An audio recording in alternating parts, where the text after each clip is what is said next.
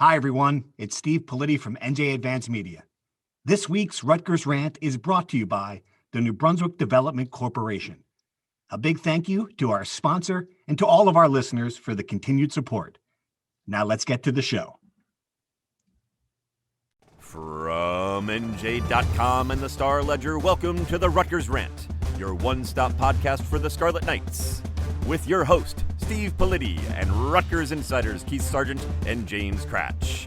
Let's start shopping. All right, hello everybody. Steve Politi. Welcome back to the Rutgers Rant, joined by Sergeant Cratch.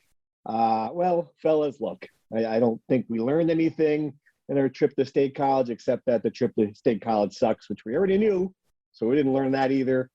We're just seeing the same pattern with this Rutgers team. They're just not good enough offensively to compete with real Big Ten teams. We saw it against Wisconsin, 3 points. We saw it against Penn. We saw it against Ohio State. We saw it against Michigan. And this one, what was most jarring about it, not only did I think early in the game that they weren't going to score, and then halfway through the second quarter, I was wondering if they were even trying to score. It was just, it seemed like it was a combination of poor quarterback play, poor blocking, and then just ultra-conservative play calling, as if, they were afraid to throw the ball in the middle of the field, throw the ball downfield. Cratch, you watched the film. You saw this game again. I'm sorry. Do you agree with that assessment? Yes, very much so. I think that we have reached the point of the Rutgers rebuild where they can compete with the middle-of-the-pack Big Ten teams and even beat the middle-of-the-pack Big Ten teams. They're still not there yet with the upper echelon teams. And the good news is there's only really like 4 of them. There's it's Michigan State, for now at least, Michigan, Ohio State, Penn State, Wisconsin. The bad news is, there's 3 to 4 of them in the division every year, and you got to play them every year. So that's kind of the rub there. So, yeah, look, they're a middle-of-the-pack Big Ten team. They're not really quite ready yet to punch up like a Purdue can, here and there, or, a Minnesota can at this point. They're getting there, but they're not there yet. Yeah, I guess it's not a surprise except to you, Sarge, who did, in fact, pick the Scarlet Knights to win this football game. Yeah. I don't remember that. Yeah. Is there a record of that, or? I think we have a website where things are stored. I might have appealed to get that scrubbed off our website. So stay tuned. You're going to appeal to the committee that overlooks crimes and other offenses. We're going to send an email to our own editors to say, hey, this is kind of embarrassing. They take it up the internet. But Sarge, that aside, it really is the same pattern. Defensively, though, this team was really good in that game. I think that's the most frustrating part. It's not like, they've been in some of these games against Ohio State where you're like, well, they just can't compete with the athletes. They forced 6 straight punts to start this game. And you're like, all right, if they just get one offensive play, and make it 7-0, maybe they punch. Maybe you were right. Maybe they punch Penn State in the face early, and this team is disinterested and quits. Instead, I think it was so predictable. Yeah, they play winning defense, and I think it got to the point late, midway through the second quarter, where you just had a sense that once Penn State got the lead, that it was going to be tough. Rutgers, I think one of the keys that Cratch pointed out going into the game was Rutgers needs to play from ahead. They're not a team that's going to be able to rally against teams, not with the offense at this point. So, again, to echo what Cratch said, they haven't beaten a winning team all year. So, I guess as might be a little preview for later on because, lo and behold, Maryland's not a winning team. So stay tuned. They don't have to beat one to get to a bowl game. That's the good news. Maryland had 59-18, just a terrible performance against Michigan. They're not good. They haven't been good for a while. They've lost 6 of the last 7. It comes down to the final game of the year, as Greg Schiano said time and time again, pen in hand, to write this story. I guess the question is, have you seen enough from this team to think they can beat a Maryland team that does score points, Scratch? That's the thing. They will.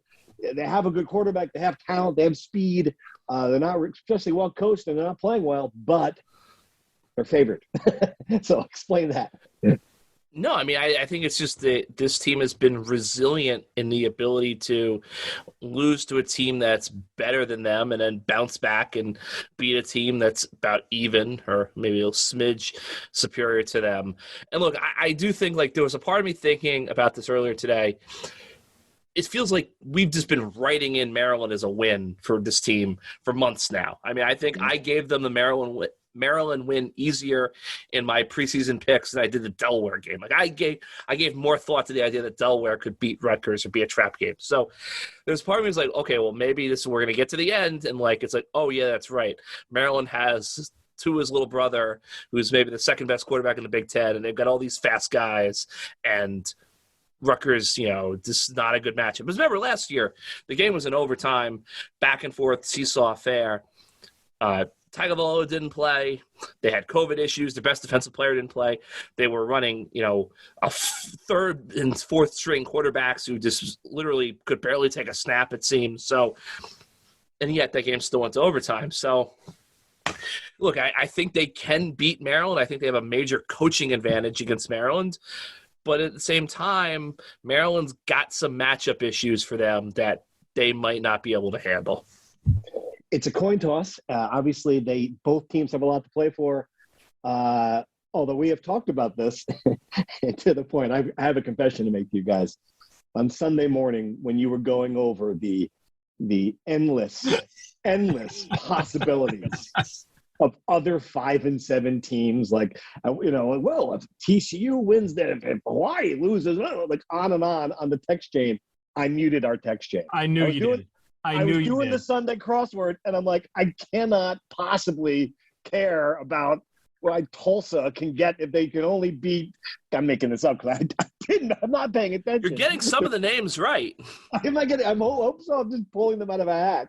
All right, so where do we stand? Sarge, you actually talk to the guy who will make this decision with the APR. I mean, where do we stand on this? Is it as much of a long shot as we seem to think it was at the end of the day on Sunday or Saturday? What do you think? No. Look, here's the bottom line. I'll make this as quick as possible. 72 teams are currently eligible, essentially 76 teams because there's 4 games pitting 5 and 6 teams that the winner will become bowl eligible. So 76 is the key number. Now there's 15 other games, right? That have some sort of impact, this weekend. Of those games, only 3 of those 2 teams that need to win are favored. Most of the teams are actually touchdown or more underdogs. So the probability based on Vegas odds, and we do, pay attention to the Vegas odds from time to time. Look, the games have to be played out and all that. I get it. But the probability based on, how teams are judged by Vegas is it'll get to 79 teams. That there will be some spots available. There is 82 bowl slots available. So the probability is that there's going to be a couple 5 and 7 teams on the board. If that's the case, I talked to Nick Carparelli today, the head of bowl season, which basically the way the bowls are picked is between the bowls themselves as well as the conferences they selected. But as Nick Carparelli says, he's basically like, he's a mediator sometimes. Like he's involved in a lot of conversations. So he does have a lot of influence. So what he told me was basically if it is a 5 and 7 team, if it was a scenario that I played out, if my math was correct and there's 3 teams, then it would go the top 3 teams in the APR, in the 2019-20 APR. Now, the catch is the APR, as Cratch has been on top of, is not publicly available. They did not. The NCAA did not release it in last spring because of COVID. And now Nick Carparelli told me exclusive that basically the NCAA will be unveiling a list, a modified list of basically any of the 5 and 7 teams that are in play. They will be sending it to the conferences at some point this week. My expectation is the conferences will not make that list public because it's not going to be the full list of 100-something schools. It'll only be, Rutgers is ahead of Illinois. Rutgers is ahead of, all these schools, all these 5 and 7 schools, and on and on. But there is a list. The NCAA is going to release it. I don't know if the public will ever see it, but, at some point the APR will come and play. We could probably talk a little bit about whether or not, that's a good thing for Rutgers. I think their APR is ascending, post Kyle Flood and Chris Ash, they took the APR way down. It was improving in Greg Schiano's first year. So whether or not that's a good thing for Rutgers, time will tell. But again, all of this is moot, for Rutgers fans if they beat Maryland. I'm glad we got the short explanation there, Sarge. That was short. That was good. Can you imagine the long one? Yeah. Cratch, cut me off here, okay? Is there any way to explain it without, No. Do you really believe they're going to use the APR? Are you sure they're not going to pull a name out of a hat here? Come on. Okay, so here's the thing. Did you mute us again? You muted us again, didn't you? I just went downstairs to the lobby of the hotel I'm at to get a cocktail. Is that a there are two other things I want to add. Sarge is right. I thought Sarge did it best as succinctly as you can do it. I will say really quick, they have to release the list of the APR because it's just you need to have some transparency, because if you were to go to the 18-19 APR, and I want to be very clear, I'm just using this as a way to explain something. They are not using the 18-19 APR. Rutgers would currently be third in the 5-7 pecking order behind Memphis and Middle Tennessee State. Memphis. Yes, and Nick Carparelli told Sarges there's no Power 5 advantage here. These are the numbers, this is the order. So if there were 80 bowl eligible teams and they were using the 2018-19 numbers, which they're not again, and Memphis and Middle Tennessee were 5-7, Middle Tennessee is going to a bowl game before Rutgers is, regardless of Conference USA versus Big Ten. Okay. Two other catches to make. USC and Cal are both 4-6. They've got to play their last regular season game will be December 4th because of Cal's COVID situation a couple weeks ago. USC is playing BYU. They're not going to beat BYU, so take them out of the equation. Cal is playing UCLA. UCLA has been up and down. The past two seasons when Cal has been healthy, when it's been able to put its players on the field, when it hasn't had ridiculous local COVID restrictions, they've been a kick-ass team with a really good coach who's probably going to be the head coach at Washington in a couple of days. I think it's very possible that Cal beats UCLA this week, and then they beat this mailing it in USC team in the last game of the season. They get they're 6-6. They get in as well. The other catch, Hawaii. And this is why I love college football. We're sitting here in New Jersey talking about Hawaii, Wyoming. Hawaii is 5-7. They get to play 13 games because they're in Hawaii. The Hawaii-Alaska rule. We really got to get it to this. Actually, now I think about this, this is something Rutgers should look into. Play a road game in Alaska next year. You get to play a 13th game. You got a little bit more margin for error. Anyway. Wow. Well, Politi just went to Burn Steakhouse, so I think it might just be you and I. You mentioned Hawaii. I was guys going to download Triumph, the insult comic dogs riff when you did the weather in Hawaii. Have you ever watched that? No. I encourage all of our listeners right now, because clearly we've gone off the rails. All of our listeners to go to YouTube and Google Triumph insult comic dog Hawaii. Okay, sorry. So anyway, interrupt you. If Hawaii is 5-7, if they beat Wyoming and they're 10-point dogs, but Hawaii's good. They beat Fresno State, which is they have some good wins. A 6-7 Hawaii team gets a waiver and moves ahead of all other 5-7 teams. So you also got to root for the Wyoming Cowboys this week, Rutgers fans. At one point, Triumph says, "With a hairdo like that, you're bound to be in Fargo, North Dakota." Anyway, all right, sorry. So the takeaway here is that Rutgers should win this game because nobody wants to go to a bowl game when you're 5-7, much less the scenarios to get there.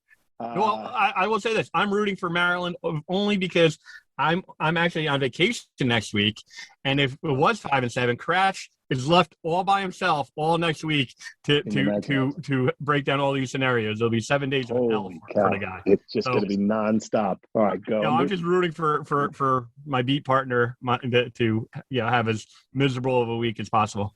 All right. So, last thing, we kind of got lucky. More. But wait, if ECU does not kick that last play of the game field goal to beat Navy, if they go to OT and Navy wins, Navy would have been 4-7 going into play my man Rod Carey in Temple this week. or 3-7, excuse me, we could have had 4-7 Navy, which is going to have an impeccable APR. This could have gone all the way to the Army-Navy game to see if they could finish 5-7. Wow. Yeah. I think at that point, Greg Shannon would have said, Dad, no thanks. All right. That was good. We broke that down. Let's dive into true or false. We've got a lot of other topics here to cover, and then we'll get back to the bowl thing in a minute. All right. You guys know how it works. Let's go true or false. Sean Gleason's job is on the line as offensive coordinator. Guys, the offense is underperforming. True or false? Cratch. False, false, false. It could not be falser than false. Sarge, true or false? Oh boy. Either Sarge's or muted. He's thinking about it. He's muted. Okay. True. False. False. All right. He was also saying false. He wasn't thinking about it. Yeah, I agree. It's also false. But here's the next one. True or false? Win or lose, a coaching staff shakeup of some level is coming in the offseason. What do you think about that one? Sarge, true or false? Was he changing on the coaching staff? True? True. The answer is true. Cratch, do you agree with that? I will say true as well. I think you're going to see some changes. Okay. All right, true or false? Let's get right to it. Cratch, Rutgers will go bowling at 5-7. True or false? I'm going to say false. Sarge? So I have to make my pick now for if they were a 5-7, they would go bowling. They will if go they were bowling? 5-7, they would go bowling. Okay, you're going to say true. I'm going to say false. I think they will get passed over. All right. True or false? Rutgers' struggles at home this season compared to the road is just coincidental. Cratch, is there something there? True or false? I would say it's false because I don't think it's coincidental. I think there's something there, so I'll say false. Okay. Sarge? The answer is false. Do you think they have trouble? That's a bad trend here. I'm going to say false as well. All right, true or false? From what we saw from Gavin Wimsat in Happy Valley, he is not ready. Cratch, true or false? False. Did you see enough? False? All right, Sarge, true or false? Yeah, false. False. I think he was put in a bad position there. I'm going to say false as well. We'll dig into that more. True or false? Wimsat will play against Maryland, but not in the bowl. True or false, Cratch? I'm going to say true. True. All right, Sarge, true or false? I'm going to say false. False? No, they're going to hold him for the bowl. Okay, interesting. All right, I'm going to say true as well. They'd rather have him play now. Two more. True or false? The DePaul loss has changed my opinion. Rutgers is not an NCAA team. How bad of a loss was that, Cratch? True or false? It was a very bad loss, but false. It hasn't really changed my opinion. Okay, Sarge? False. Yeah, it's false. Too early to go there for me as well. And finally, true or false? I take everything bad back that I said about Champaign, Illinois. State College is the Big Ten's crappiest road trip. Cratch, true or false?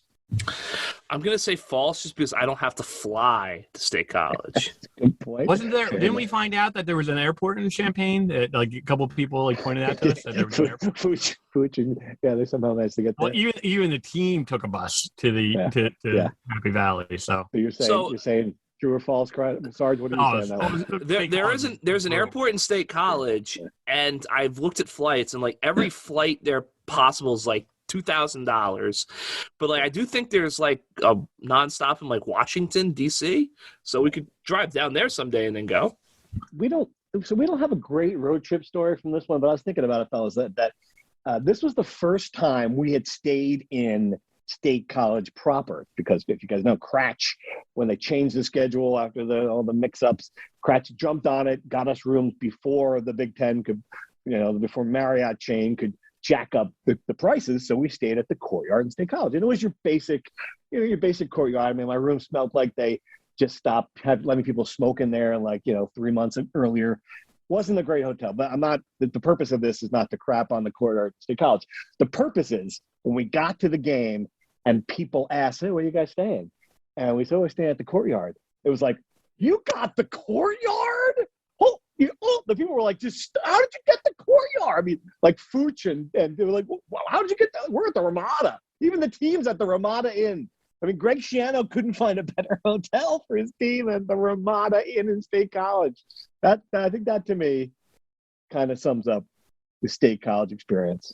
Yeah, I just I don't know how Joe Paterno got all those players to go there, because even Iowa, even Hayden Fry was like, I got something better to sell you guys. That's true. Yeah, I don't know how they've done it all these years. What do they do? What are they selling there to get players together?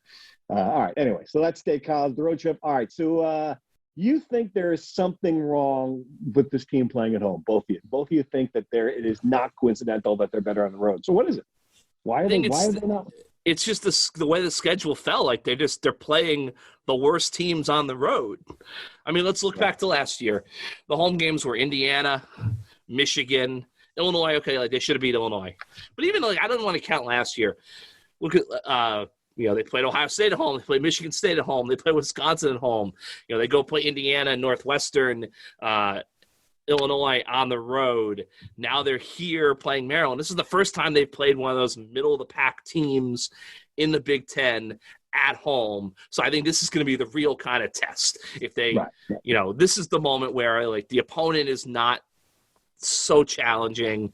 I also think that it helps that those road games they have won.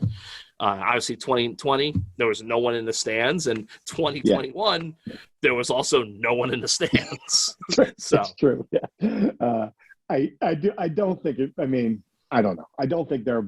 You're right. It has more to do with the opponents and the team itself. I will say this: I don't think that Greg Schiano wants to go into year 3 of his reboot without having a victory in Piscataway. It'd be kind of weird since we'd be talking about it all off season. All right. So on Gavin Wimsat. I guess the bigger question is, what are they doing with him? I just didn't understand.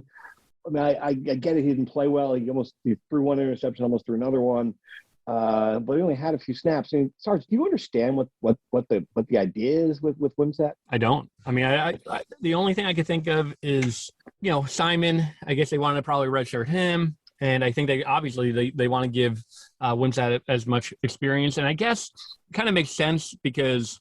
Playing in State College and from that atmosphere, he's going to be facing that type of atmosphere next season when they play at Ohio State, and other sold out venues. So maybe, they wanted to get him a little experience that way. Didn't want to sacrifice a game situation for it. But look, I mean, I said no, that I don't expect him to play because I just think that if they were to go to a bowl game, you're going to have all those practices leading into it. You're going to be on national TV. It's just the bowl game seems to be an ideal setup where you could just springboard going into 2022 and play them. Hey, Rutgers Rant listeners, it's Steve Politi from NJ Advanced Media. We appreciate you supporting this podcast and the sponsors who help us continue doing it. This week's podcast is brought to you by the New Brunswick Development Corporation. If you listen to this show, you love Rutgers. And if you love Rutgers, you know the positive impact that DevCo has made on the campus and its community. We thank the New Brunswick Development Corporation for its continued support and for helping make this podcast possible. Now back to the show. I mean, it makes sense to me, but the flip side of that, Cratch, is that if they lose to Maryland, they might not go to the bowl game. So no, it's very true. And like the one thing I don't get is, and I know we talked about this in the long car ride back to New Jersey. I know Sarge disagrees with me. Is that when they put Wimsat in the game, it's never like they're putting him in the game to do something that he can do that the guys they already have on the field can't. Like for instance, after Penn State scores that touchdown right before halftime, I know you don't have any timeouts. That kind of limits you, but you got a minute left. Like, why not try to get the ball near midfield and then put Gavin in to throw the ball into the end zone? Because they can't block. They can't block for I know, that's what I'm saying. Like, they can't block. And you're going to put him in harm's way. That's why. But he's in harm's way every time he's on the field. He can elude the pass rush better than. Yeah, but the whole offense is predicated on getting the ball out quickly to disguise and mask the offensive line, which is awful. I get that. I guess what I'm saying is it's 7-0. You got the ball. Your quarterback can't throw the ball 60 yards into the end zone. This kid can, so why not let him try to do it? Yeah, no, I hear you, Craig. And there was the only time Rutgers had a receiver open downfield. It was Bo Melton, and it was a bad throw. Vettel couldn't get it there. So, yeah, you make a great point. So I'm saying, like, if you're going to put him in the game, like, have him throw the ball down the field. Don't put him in the game in his package to hand the ball off to Pacheco. Right. Absolutely agree. All right, covering the other plays, one thing I do with the basketball team, I agree that it's not time to change your opinion dramatically about it. I will say this, though. That's a bad loss to DePaul. if you look at this schedule, they've got Lafayette and then UMass. I mean, they could be 500 after this brutal stretch that comes after that with Clemson. I guess not as good as last year, but still pretty good. Then you got Purdue and Illinois and Seton Hall. I mean, you got like 3 really good teams coming up in December. They have to start playing better in a hurry. No doubt. And I think that, we talked about this with football a little bit with the crowd size. Like, I'm still curious, is there a fair weather aspect to this Rutgers basketball revitalization? It's like, okay, this team loses to Clemson and they lose to Seton Hall. Are people just going to be like, okay, like, we're done with this. Yeah. 4,000 people at the rack now. You can keep turning that sellout banner all you want, but like the bodies aren't there. I mean, that's my thing. Like, one last thing, like I think Princeton had its second Power 5 win the other day. I think we know now why the Tigers are not on the Scarlet Knights schedule. Yeah, that's a great point. All right, good job in true or false, guys. Let's jump into our Rutgers Insider questions. As always, thank you for subscribing. We had a little chat session coming back from Happy Valley to kill some of the 4 hours as SARS drove 115 miles per hour down I-80. All right, insider questions. Most of them dealt with the offense. Not a surprise here. And Brian kind of hits the nail on the head. I'm curious what you guys think about this. At what point does the offense have to balance not taking risks with, actually being an offense and taking chances to produce results? As Billy Preston stated, nothing from nothing leaves nothing. Good comment and question, Brian. I mean, I think the answer is now. But what do you think, Kratz? What's the balance here? I think they can do that when they actually have the pieces to do it. I mean, not to knock Noah Edgerl, but like they don't throw the ball down the field. Like, they're not going to throw the ball down the field with him. They don't protect well enough to do, stuff in the backfield. They're banged up at receiver. Yeah. It's kind of like, I agree totally. I think they're being ultra conservative. I thought to a fault against Penn State, obviously, but I get why they're doing it, because this is what they've got. This is what they have to roll with. Yeah. They don't have wide receivers who can catch a 50-50 ball. In order to throw the ball deep, most passes, is rare where you actually see a wide receiver actually get separation on their cornerback. They don't have guys with elite speed. So if that's the case, Noah Vedral is going to be left throwing the ball 25, 35 yards down the field. It's going to be a 50-50 ball. Have you seen a single wide receiver on the roster who can consistently come down with a 50-50 ball? I haven't. That's a great point, and that's a pretty good transition to what was another good question from the insiders. Looking ahead to next year, one of the biggest holes in the offense is the lack of playmakers. Is there someone on the roster that can step up next year? You guys have been at practice more than I have. Are they hiding somebody? No. Like, I mean, obviously, like, they like Sean Mutterlin, and, he suffered a season-ending injury. Yep. But even then, like, I don't think he's a given.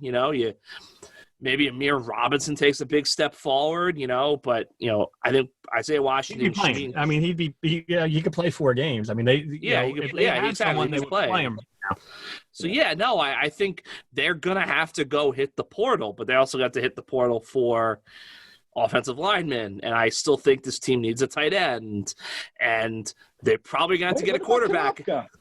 Our man Konopka was my next question on this list. Was that they have a tight end, and they used them. They made one good catch, and they forgot all about him. I mean, why is that not more part of this offense? It's a great question. It's a great question. Obviously, there's many questions for the offensive coordinator. I'm sure we'll get to them in like May. Yeah, it'd be nice to talk to him once in a while, right? Can you imagine that interview session right now if they made him available? Holy cow. I mean, here's the thing. It's like, not like, I say this somewhat facetiously, but like, whenever Sean Gleason talks, it's going to be like a Jerry Reese press conference back in the day. It's going to be like everyone shows up with a friggin' binder full of questions. I mean, Kratch might throw a shoe at him at this point. Oh, man. That poor guy has no idea. He was riding a nice high at this time last year, but that didn't last. All right. I got more questions here. So here's Rocco from Sebring wanted to ask about the coaching staff. Any sense if Shiano's going to shake it up? Even though everyone has praised the staff, he's been less than pleased with the coaching lately. I think that's just Rocco reading the body language. I got to tell you, I think if he shakes it up, it's going to be for recruiting more than for performance on the field. Could be wrong.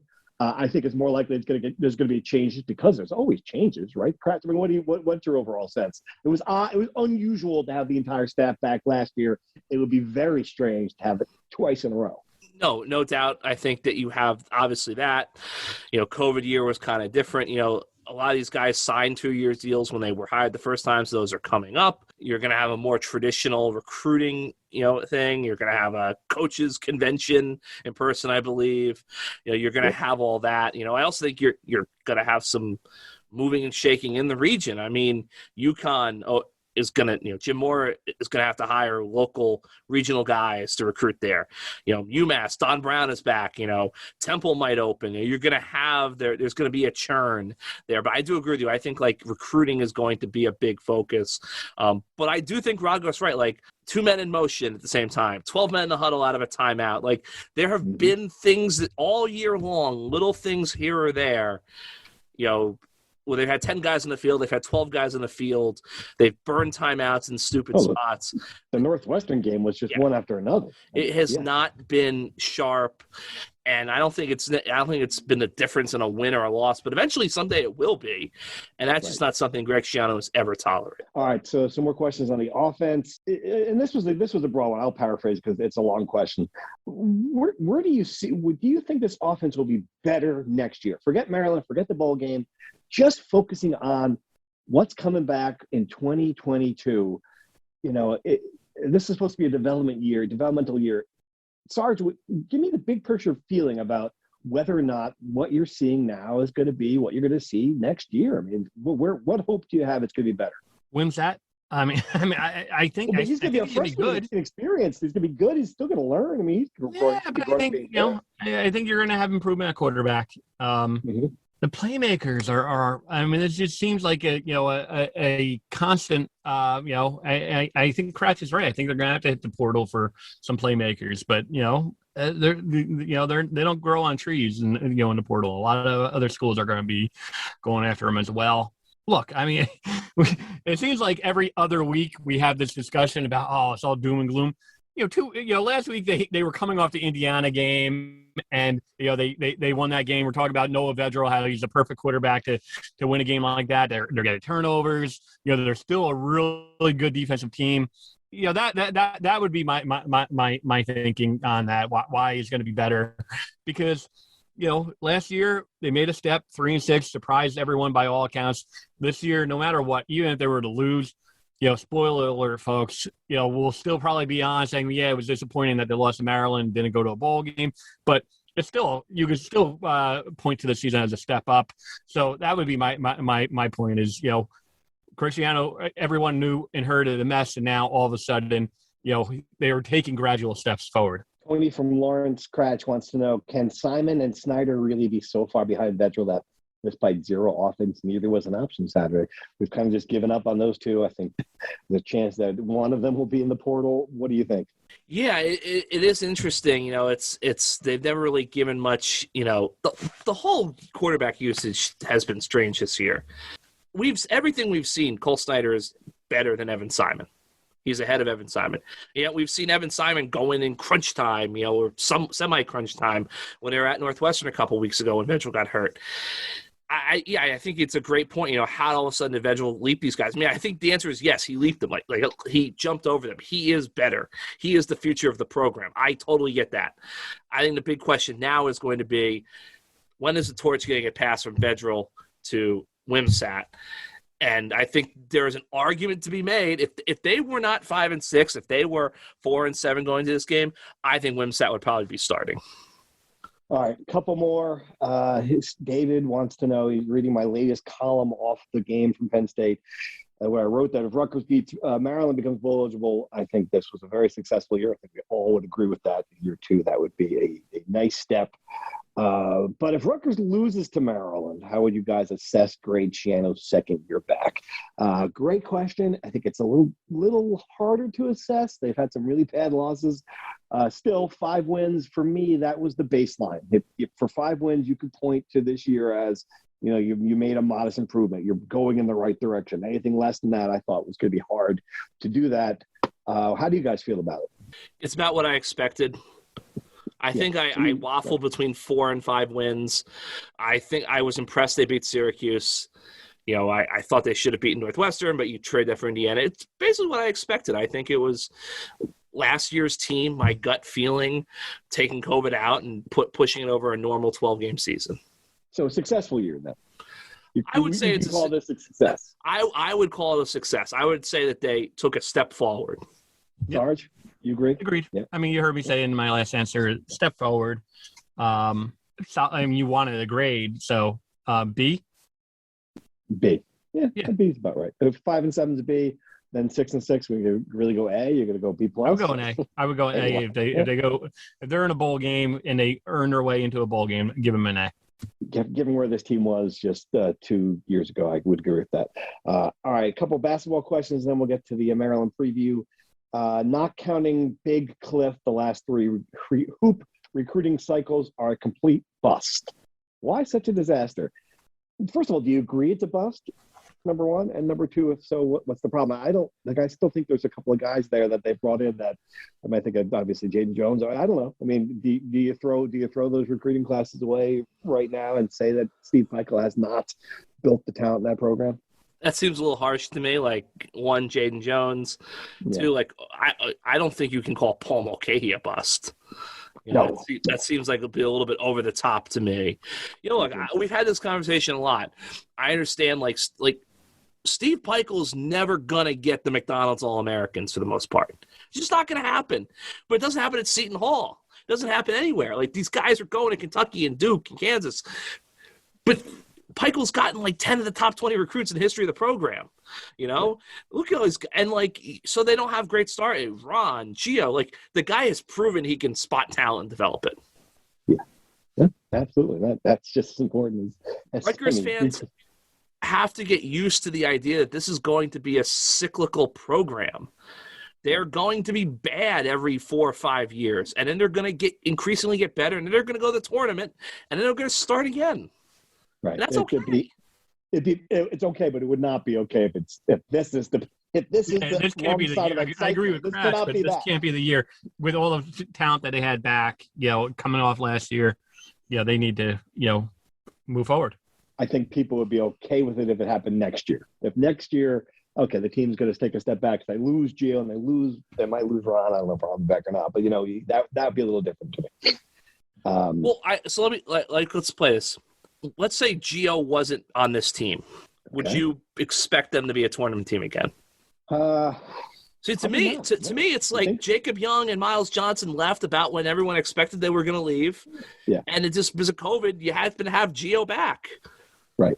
It's just a weird thing. Like, this is the cycle, and I think Ron's here, and Ron was always going to be here, and Ron's would make that team competitive no matter what. But people had high expectations just because Gio happened to stick around an extra year. Right. Yeah, that's true. Valid point. All right. Thanks everybody for your questions. Let's dive into the Maryland preview. And what is the injury situation, guys, with Maryland? Greg Schiano addressed it. There's a flu bug I saw on your update. Who's coming? Do we know who's going to be back? We get anybody back? So no one that I know of, because I take attendance at these games. There was no major missing guy because of the flu, as far as I could tell, on Saturday against Penn State. So I think it's something that I'm sure they've been battling in. I'm sure guys might be sick. It might be some questions internally for them up to kickoff. But as of now, I don't know if the flu thing is something to be a major concern about. He indicated they came out of the game okay with injuries. I asked him about Monangai. He didn't directly answer, which I assume is a strategic game plan thing. I think 03 and Tyreek Maddox-Williams are the two guys who you want to see if they can get back. Obviously, Fogg returned against Penn State. No updates on them yet. I do think that those guys seem to be progressing. I think there's a chance they get them back. But, they're about as healthy as they're going to be, going into week 13 of the season. And, I think the flu thing is something to monitor, but I don't think he was necessarily signaling that it's going to be a major issue. At least they don't know that yet. 03, certainly getting him back would be a big deal for this particular opponent. All right, give me the basic Maryland preview. I mean, looking at they've lost 6 of the last 7, and none of these losses are close. I mean, if we're looking for reasons to hope that Rutgers might win this game, I mean, had they beat Indiana, okay, 3-point win there, but otherwise they've been bad. I mean, what have you seen from this team? Great quarterback play, lots of speed on offense. Defense not very good. They can score points. Very undisciplined. Tons of penalties, just, kind of a boom or bust team. And it's been a lot of busts lately, but, they also have some booms. I mean, they beat West Virginia. They have had some success. All right. Well, time to make our last picks of the year. And because you guys want some drama, I think this is your last chance to catch me, Sarge.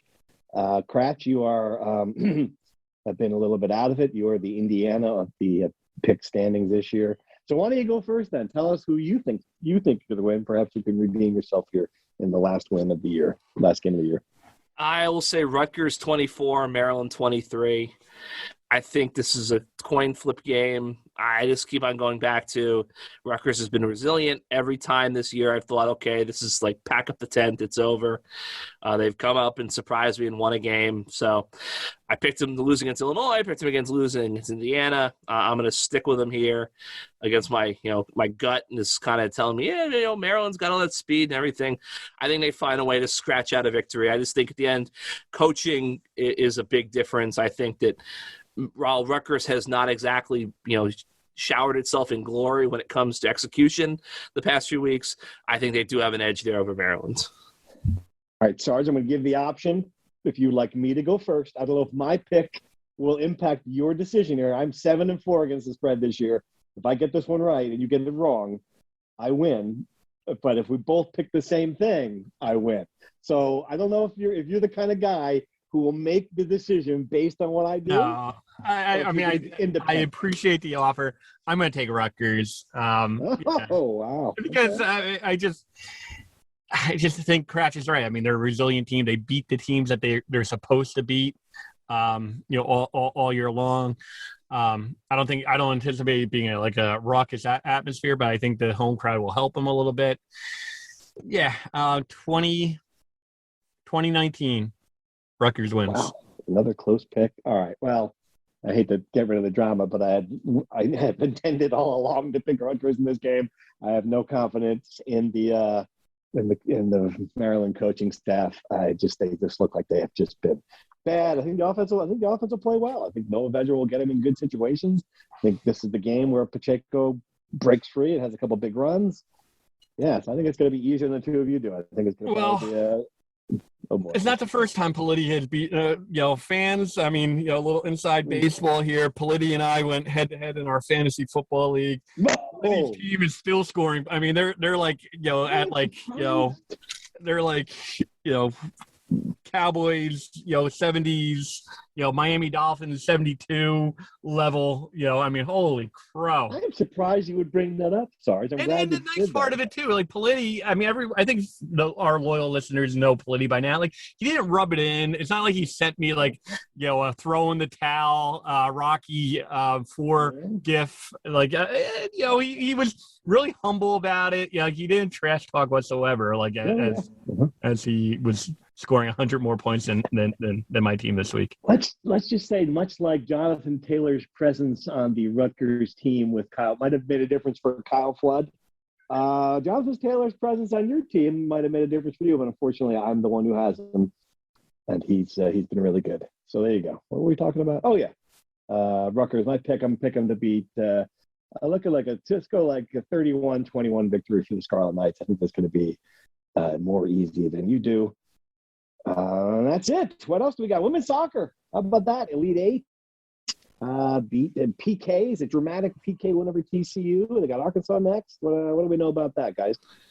Kratch, you got anything? Arkansas is very good. Rutgers is very good. They're both in the Elite Eight, so you can kind of take that away. Exciting win for Rutgers. Megan McClellan sensational in goal. Megan McClellan even scored her own PK in the shootout and stopped a couple of shots. Obviously, had a great game in regulation and the 2 overtime periods to kind of hold TCU, the Big 12 champion, at bay. Actually, I think they won the Big 12 title in the spring season and in this season. So TCU, very good program. So big win for them. And, hey, you got Arkansas at home with a chance to advance the College Cup for the second time in 6 years, I believe. I think they went in 2015. That's pretty good. That's not bad at all. Any other highlights, guys? What else we got going on? No? Wrestling will have its kind of first big dual meet of the season Saturday night at the Prudential Center. They got Hofstra and North Carolina at the New Jersey event, so that Garden State Grapple. I forget the exact name of the event off the top of my head, but some people probably head on over from the football game to Newark to the Prudential Center for that. Women's basketball lost to Stony Brook, but then had an 18-point comeback to beat Harvard. So I think we're seeing that this is a rebuilding year for them as they kind of, in more ways than one, I guess. The men's basketball team's got UMass and Lafayette tonight. This will be you'll know the outcome of that game when you listen to this probably, and then UMass, 2 must-win games before the schedule gets much more difficult. There you go. Then we're in the throes of winter sports. Either this time next week we'll be talking about our predictions for the Pinstripe Bowl or the Cure Bowl, or we'll be in full basketball mode, guys. One way or the other. On that note, let's sign off. Appreciate everyone for listening. We'll be back next week to talk about the regular season finale. Thanks for listening. Thank you for listening to the Rutgers Rant. To participate in the conversation and receive live updates about the Scarlet Knights directly to your phone, sign up at NJ.com/insider.